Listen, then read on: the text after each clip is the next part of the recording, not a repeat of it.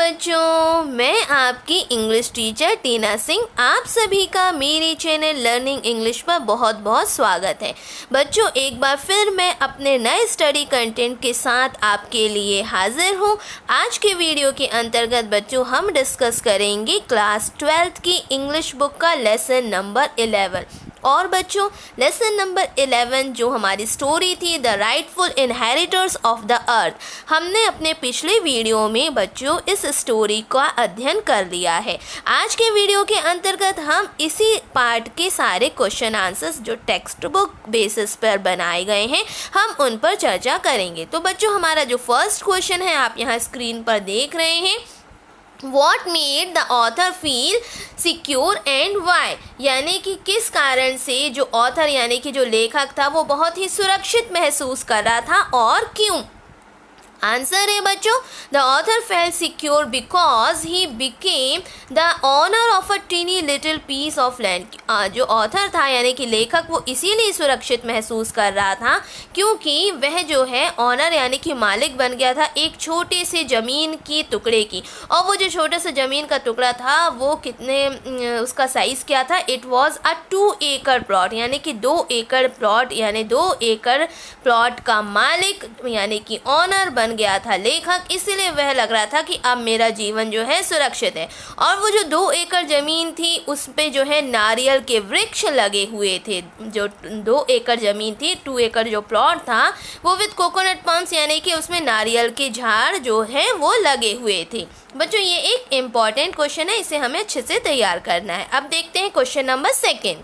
Question number 2 is also important. Question number is who are the first visitors to the farm, यानी कि form पर जो उसके 2 एकड़ ज़मीन थी वहाँ पर सबसे पहले पहुँचने वाले जो मेहमान थे, जो पहले विजिटर्स थे वो कौन थे? तो जो फर्स्ट विजिटर थे, the first visitors were birds and butterflies. ये हमने पार्ट में अध्ययन किया था कि सबसे पहले जिनका आना हुआ था वो थे पक्षी, बहुत सारे प्रकार के पक्षी और उनके साथ रंग बिरंगे कलरफुल तितलियाँ। तो बर्ड्स एंड बटरफ्लाइज ये आपको बी से याद कर लेना, B for birds and B for butterflies. ये जो थे ये ही सबसे पहले पहुंचने वाले विजिटर्स थे फॉर्म पर। क्वेश्चन नंबर 3 भी एक इम्पॉर्टेंट क्वेश्चन है बच्चों, चलो देखते हैं। Write 2 ways in which the crows irritated the author, यानी कि ऐसे 2 तरीके बताइए जिस वजह से जो कौवे लोग थे जो वहाँ पर पहुँचे हुए थे उन्होंने इरिटेटेड यानी कि परेशान किया, नाराज़ किया किसको? लेखक को। तो ये 2 जो कारण थे जिसकी वजह से वो कौवे जो थे परेशान कर रहे थे, लेखक जो है परेशान हो रहा था कौवे से, तो वो ये था the 2 ways in which the crows irritated the author. सबसे पहला तो ये काम वह करते थे कि जो the loud and rough sound, सबसे पहले उनका देयर यानी बोला गया उनका यहाँ बोला गया कौवों की जो ऊंची और बिल्कुल रफ यानी कि कर्कश आवाज़ में जिस तरीके से वो पूरे दिन काँव काँव काँव करते थे, तो ये एक सबसे ज़्यादा लेखक को इरिटेट करता था। और दूसरे कौवों का जो वजह थी वो क्या करते थे? झपट्टा मार के उन चिक्स को पकड़ लेते थे, उनको ताकते रहते थे। तो एक ये भी कारण था जिससे जो है लेखक इरिटेट होता था। तो बच्चों, ये 2 कारण था, सबसे पहले there loud and rough sound और दूसरा है यहाँ पे they swooped down on the chicks, यानी कि वो चिक्स को जो है पंजा मार के झपट्टा मार के उसको जो है कैच कर लेते थे और उनको निहारते रहते थे और मौका मिलने पर उन्हें कैच कर लेते थे। Question number 4, what similarities did the hawks share with crows, यानी कि कौन कौन सी एक समानताएं थी जो हॉक्स और शेयर करते हैं किससे? कौवों के साथ। तो इन दोनों में क्या समानताएं थी इसमें देख लेते हैं। The hawks passed on the coconuts with the same intention that is they to sweeped down on the chicks, यानी कि हॉक जो थे वो कोकोनट्स पर बैठा करते थे, इसी इरादे से बैठा करते थे जैसे जिस इरादे से कौवे वहाँ पे बैठ के दिन भर कर्कश आवाज़ में बोलते थे और चिक्स के ऊपर झपटते थे, यानी कि जितने भी पक्षियों के बच्चे रहते थे वहाँ पर उन पर झपटते थे। इसी प्रकार से हॉक्स भी वहाँ पर आकर उसी इरादे से बैठा करते थे और उन चिक्स पर जो है झपटा करते थे जो वहाँ पर होते थे। तो यही एक समानता है जो हॉक्स की शेयर की गई है किससे? क्रोज के साथ। अब देखते हैं बच्चों क्वेश्चन नंबर 5। क्वेश्चन नंबर 5 है, what was the majestic creature that the author encountered. अब ऑथर का जो सबसे ज़्यादा कोई ऐसा जादुई जीव जंतु कौन सा वहाँ पर पहुँचा था जिसका सामना लेखक से होता है अंत में। तो सबसे तो पहले आपने देखा था बहुत सारे पक्षी वहाँ पर पहुँचते हैं, बटरफ्लाइज पहुँच जाती हैं, क्रोज पहुँच जाते हैं। अब उसके बाद और कौन सा एक मैजेस्टिक क्रिएचर पहुँचता है, तो वो है बच्चों the majestic creature that the author encounter, जिसका सामना जो है लेखक करता है वो था कोबरा स्नेक, यानी कि कोबरा स्नेक लास्ट में पहुंचता है और वह भी जो है लेखक को परेशान करता है। तो उसी के लिए यहाँ बोला गया है कि कौन सा मैजेस्टिक क्रिएचर पहुंचा है जो जिसके ना हाथ थे ना पैर थे, तो वो कौन था, वो मैजेस्टिक क्रिएचर था cobra snake. Question number 6. How did the author react to his wife's complaint that the fruits were being consumed by birds and animals? यानी कि जो लेखक था उसने क्या प्रतिक्रिया दी अपनी पत्नी को इस शिकायत पर, पत्नी की इस शिकायत पर कि जो फल हैं और वो फल जो है सबसे ज़्यादा जो है उनका कंजप्शन यानी उनका जो है भोगवान किया जा रहा है, उनको खाया जा रहा है पक्षियों के द्वारा और अन्य जानवरों के द्वारा। तो इस शिकायत पर क्या प्रतिक्रिया करता है लेखक, तो आंसर देखते हैं बच्चों। The author reacted to his wife's complain that the fruits were being consumed by birds and animals, that birds, beast and insects are to entitled to produce of the earth. लेखक जो है जब उसकी पत्नी ये शिकायत करती है कि फल जो है पक्षियों और जानवरों के द्वारा खा लिया जाता है, कुछ यहाँ पे बचता नहीं, सबसे ज़्यादा मेन भाग तो वह खा लेते हैं, तो इस पर लेखक ने ये प्रतिक्रिया करी थी। The authors reacted to his wife's complain that the fruits were being consumed by birds and animals, that birds, beast and insects are to entitled, यानी कि जितने भी पक्षी हैं, जितने भी जानवर हैं, जितने भी कीड़े मकोड़े हैं, वो सब भी उतने ही हकदार हैं इस धरती से उपजी हुई वस्तुओं का, चीज़ों का, जितना हम हैं। तो ये प्रतिक्रिया देता है लेखक अपनी पत्नी के द्वारा की गई इस शिकायत पर कि सारे पक्षी और जानवरों के द्वारा फल को खा लिया जाता है। क्वेश्चन नंबर 7 देखते हैं, how did the author justify the killing of rats, यानी कि चूहे के मारने को किस प्रकार से सही सिद्ध किया लेखक ने। The author justified the killing of rats as they destroy 900 coconuts every month, the sole means of our livelihood. लेखक ने इस प्रकार से इस बात को सही ठहराया, सही सिद्ध किया उन चूहों के मरने का, क्योंकि वह ये जानता था कि उनके जो कोकोनट्स लगे हुए हैं 2 एकड़ ज़मीन पर, उसमें से जो है हर माह प्रति माह जो है 900 के लगभग जो है कोकोनट जो है नष्ट हो रहे हैं, खराब कर दिए जाते हैं उनके द्वारा, और इसका ये जो कोकोनट्स हैं यही उनके जीवन यापन का एकमात्र साधन है, उनके लाइवलीहुड का, और इस वजह से उनका जो मरना है, चूहों का मरना, वो उसने सही सिद्ध किया लेखक ने। Number 8 is most important question, and the question is, what were the consequence of poisoning the rats in and around the house, यानी कि क्या परिणाम होता है जब जहर को यानी पॉइजन, चूहे मारने की जो दवा रहती है, उसे घर के अंदर और बाहर चारों तरफ जब रख दिया जाता है तो क्या परिणाम होता है। The consequence of poisoning the rats in and around the house were, यानी कि इस तरीके से परिणाम होता है। ये देखो ये बच्चों हमने यहाँ क्वेश्चन से बनाया, the consequence of poisoning the rats in and around the house were। अब ये कुछ पॉइंट्स हमें याद रखना है। इन 4 days, 4 दिनों के भीतर 5 hens, 12 squirrels, 200 rats and a cat were died, यानी कि इतने सारे जीव जंतु जो है 4 दिन के भीतर ही खत्म हो गए थे उस जहर की प्रतिक्रिया से। उसके बाद यहाँ दिया है dead rats rotted in the attic. अब जब वो चूहे मारे गए, 200 के लगभग चूहे खत्म हो गए थे। जब 200 के लगभग चूहे खत्म हो गए तो उससे क्या दुष्परिणाम हुआ, उससे ये हुआ कि वे सड़ने लगे घर के अंदर और बाहर, हर जगह जहाँ जहाँ वो मरे थे वो सड़ने लगे। अब जब वो सड़ने लगे, ख़राब होने लगे, डेड वॉज एवरीवेयर, मतलब कि हर जगह उन्हीं की डेथ दिखाई देती थी, चूहों की और जानवरों की, और इससे क्या होती, सड़न होती थी, और सड़न होने के कारण जो उसकी गंदी बदबू थी, the stench spread all over the house, पूरे घर में वो गंदी मरने वाली जो बदबू रहती है वो चारों दिशा में, चारों जगह पर उस एरिया में फैल गई थी। तो ये सबसे ज़्यादा दुष्परिणाम हुए थे। Question number 9, why did the poisoning not stop tender coconuts to fall. अब यानी कि इसमें पूछा गया है कि इतना पॉइजनिंग जितना भी जहर दिया गया था उससे भी रुक नहीं सके जो नाजुक कोकोनट बार बार गिर रहे थे। इसके बावजूद, जहर देने के बावजूद, इतने पक्षियों और जानवरों के मरने के बावजूद भी वो लगातार गिर रहे थे। तो ऐसा क्यों हो रहा था?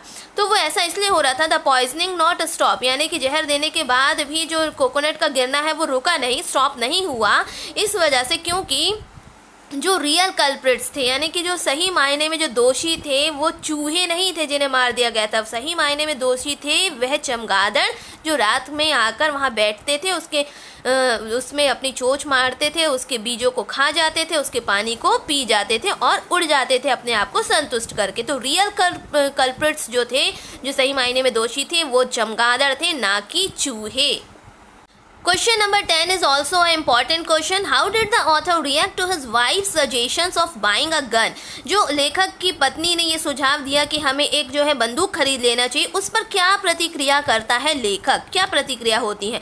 The author rejected the idea. सबसे पहले तो वो इनकार कर देता है कि भाई मैं इसके पक्ष में बिल्कुल भी नहीं हूँ, और वो ये भी कहता है he said that the gun was the symbol of cruelty, यानी कि क्रूरता का प्रतीक होती है एक बंदूक। बंदूक जो है वो क्रूएल्टी का प्रतीक होती है। It was the child of sin, और ये जो है पाप का पुत्र होती है, पाप का पुत्र है। It was the child of sin and he wish that the man should never invented it, और वह ये भी इच्छा जताता है कि ये तो अच्छा होता कि यदि मानव ऐसे खतरनाक हथियारों को उत्पन्न ही ना करते, उनका आविष्कार ही ना करते, तो बहुत अच्छा होता, क्योंकि इसके आविष्कार से कई लोग जो हैं, जो मासूम हैं, जो बिना मतलब दोष किए हुए हैं, उनकी जो है हत्या कर दी जाती है।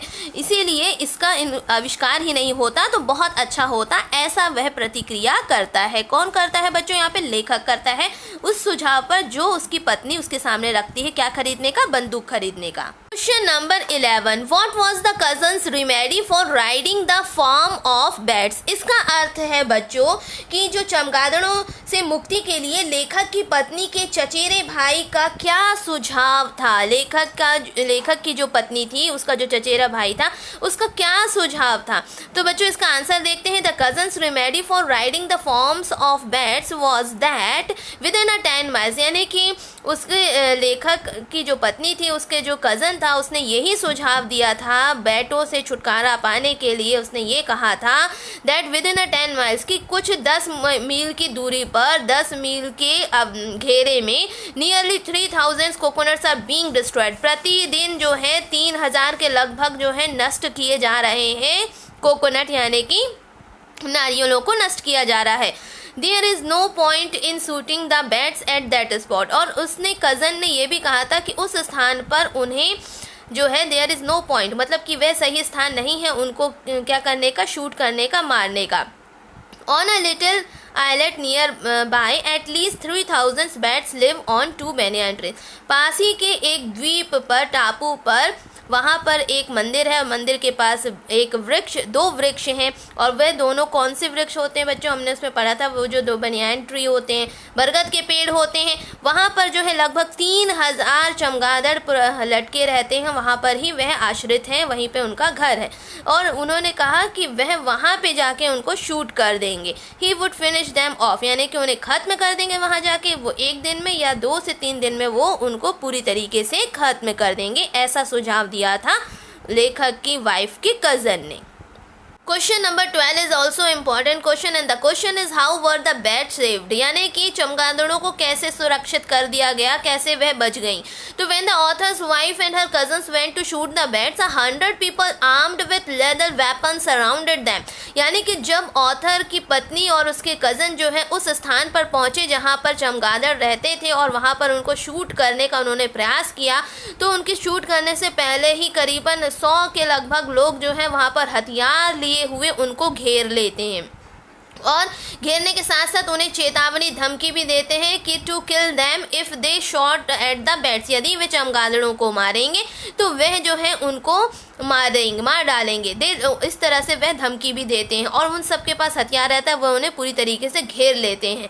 दे बिलीव दैट बैट्स, और वह दे यहाँ पे बोला गया उन लोगों का जिन लोगों ने उनको घेर के रख दिया था। तो दे बिलीव दैट, उनका ये विश्वास था, they believe that the bats were the soul of their ancestor, उनका ये मानना था कि जो पूर्वज होते हैं उनके, उन पूर्वजों की आत्मा है। कौन? बैट्स, चमगादड़ जो है उनके पूर्वजों की आत्मा है।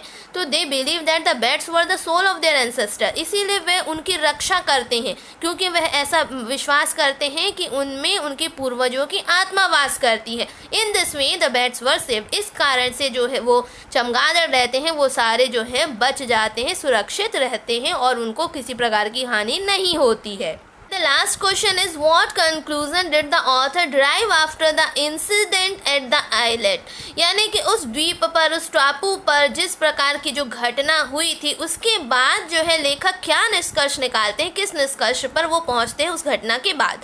The conclusion that the author derived after the incident at the islet was that, यानी कि उसके बाद लेखक जो है इस निष्कर्ष पर पहुंचते हैं, ये निष्कर्ष वो निकालते हैं उस टापू पर बीती हुई घटना के बाद कि जितने भी रहने वाले जीवित प्राणी हैं, that all the living beings, जितने भी प्राणी हैं वो जो हैं इस धरती के सही मायने में सच्चे उत्तराधिकारी हैं। They all are the rightful inheritors of the earth. और बच्चों यही इस कहानी का नाम भी था, the rightful inheritors of the earth, यानी धरती के सच्चे या धरती के वास्तविक उत्तराधिकारी। तो ये निष्कर्ष निकालते हैं लेखक जो है, अंत में यही निष्कर्ष निकालते हैं, क्योंकि उन्हें पता था कि जिस प्रकार से हम मानव जीव जो हैं पृथ्वी पर उपजी हुई हर वस्तु के ऊपर निर्भर रहते हैं और उसका पालन पोषण करते हैं, तो इसी प्रकार से ये भी उन्हीं पर आश्रित है और धरती पर उपजी हुई हर चीज़ के सच्चे उत्तराधिकारी वह भी हैं। तो ये निष्कर्ष वो निकालता है लेखक लास्ट में। तो बच्चों ये लास्ट क्वेश्चन था, क्वेश्चन नंबर 13। इस प्रकार से हमारे सारे इस सेशन की जो क्वेश्चन आंसर्स की सीरीज़ थी वो यहाँ पर समाप्त हुई। इसमें से सारे हमने जो इम्पोर्टेंट क्वेश्चन है बच्चों वो भी पॉइंट आउट कर रखा है। आपको उन्हें बहुत अच्छे से एग्ज़ाम से पहले तैयार करना है, क्योंकि ये ऐसे क्वेश्चंस की लिस्ट है जो हर वर्ष मैक्सिमम चांसेस बनते हैं इनके बनने के। यदि आप इन्हें छोड़ते हैं तो इनमें आपके नो डाउट आपको जो है एग्ज़ाम में दिक्कत हो सकती है। इसीलिए आप पूरा प्रयास करें, आपको सभी प्रश्नों को बहुत अच्छे से तैयार करना है, परंतु जिन प्रश्नों पर लेबल लगाया गया है, इम्पॉर्टेंट टैग लगाए गए हैं, उन क्वेश्चंस को आपको किसी भी कारण से छोड़ना नहीं है, उन्हें बहुत अच्छे से तैयार करना है। तो बच्चों मैं उम्मीद करती हूँ कि ये वाला सेशन आपके लिए बहुत ही हेल्पफुल रहा होगा। मैं इसी प्रकार से आपके लिए और भी डिफरेंट टाइप्स ऑफ कंटेंट, आपके स्टडी कंटेंट लाती रहूँगी अपने नेक्स्ट वीडियोज़ में। तो बच्चों इस वीडियो में इतना ही, नेक्स्ट वीडियो में फिर मिलेंगे, तब तक के लिए थैंक यू।